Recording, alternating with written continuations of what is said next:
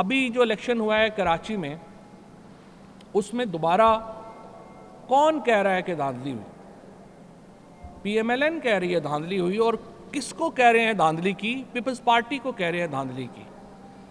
اسی طریقے سے سینٹ کے الیکشنز ہوئے، ہم نے پورا زور لگا لیا کہ اس الیکشن کو ہم اوپن ووٹ کرتے ہیں۔ یہ اوپن ووٹ کیا تھا؟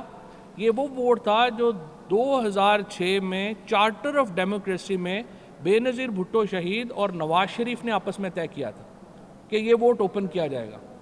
2015 میں پی ایم ایل این یہ لیجسلیشن لے کے آئی تھی، قانون سازی لے کے آئی تھی کہ یہ ووٹ اوپن کیا جائے گا۔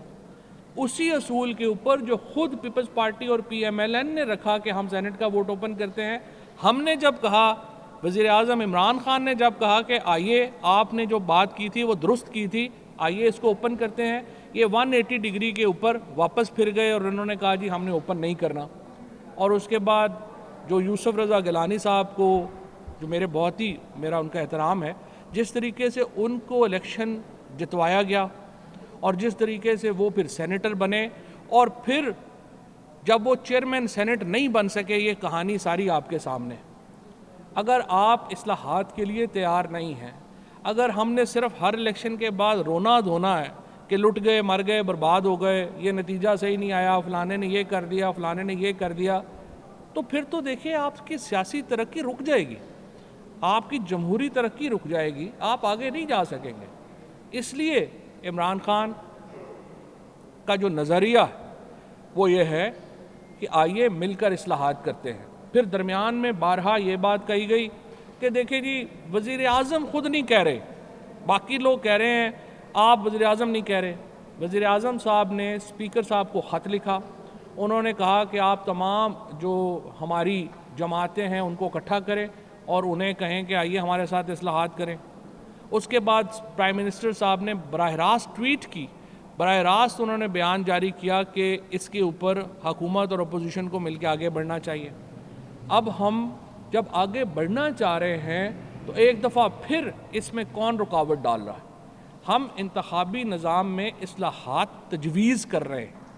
ہم کیا کہہ رہے ہیں، جو ابھی جس کی تفصیل ابھی ڈاکٹر بابر اعوان صاحب بھی آپ کے سامنے رکھیں گے، ہم اس کو ماڈرنائز کرنا چاہ رہے ہیں۔ ہم الیکٹرک ووٹنگ مشین اس میں لانا چاہتے ہیں، جس سے کہ رزلٹس جو ہیں رات 12 بجے تک نہ رکے رہیں، بلکہ پولنگ کے بعد اگلے 20 منٹ میں 25 منٹ میں نتیجہ آپ کے پاس ہوگا۔ اسی طریقے سے ہم جو باقی اصلاحات اس میں تجویز کر رہے ہیں وہ تمام وہ ہیں جس کے نتیجے میں انتخابی عمل کے اوپر عوام کا، سیاسی جماعتوں کا اور انٹیلیجنشیا کا اعتماد بڑھے گا۔ اگر اب آپ کو آفر کون کر رہا ہے مذاکرات کی؟ وزیر اعظم صاحب کر رہے ہیں، اس کے بعد اسپیکر نیشنل اسمبلی جو ہے وہ کر رہے ہیں، اس کے بعد آپ کو حکومت کے وزراء یہ بات کر رہے ہیں۔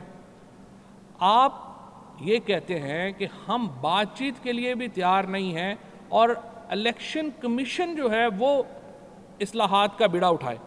مجھے آپ بتائیے، کبھی کوئی سیاسی جماعت یہ کہے گی کہ پارلیمنٹ کو انڈرمائن کریں؟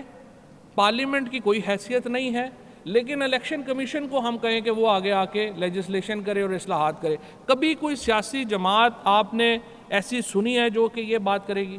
ہر سیاسی جماعت جو ہے، ہر وہ شخص جو الیکشن لڑتا ہے، اس کا کام تو یہ ہوگا کہ وہ پارلیمان کو مضبوط کرے۔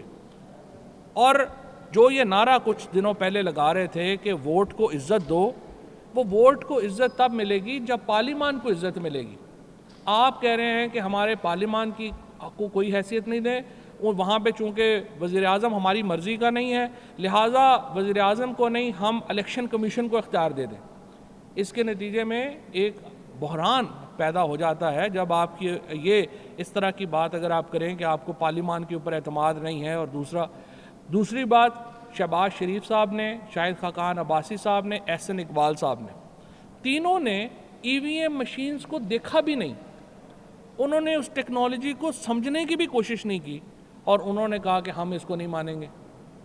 بھائی آپ اس کو دیکھیں، اس کو پرکھیں، بلکہ اپنی ایک ٹیکنیکل ٹیم کریٹ کریں جو کہ ان سائنٹسٹ کے ساتھ، ماہرین کے ساتھ بیٹھے۔ اور یہ جو پاکستان کے سائنٹسٹ ہیں، پاکستان کے انجینئرز ہیں، یہ ہمارا فخر ہے۔ آپ ہر آدمی کو اس طرح سے کنٹروورشل نہ کریں.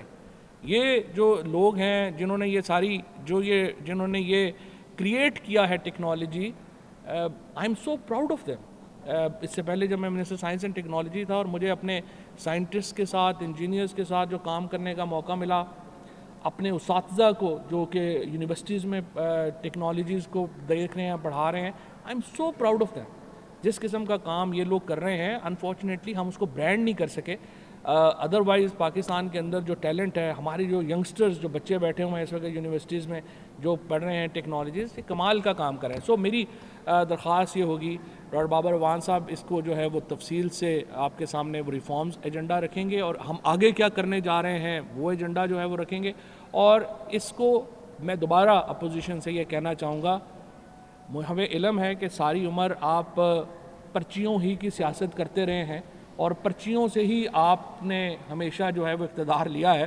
لیکن اب ملک کا انٹرسٹ یہ ہے کہ ہم پرچیوں سے باہر نکلیں اور نئی اور جدید اصلاحات جو ہے وہ انتخابی نظام میں متعارف کرائیں. ڈاکٹر بابر اعوان صاحب.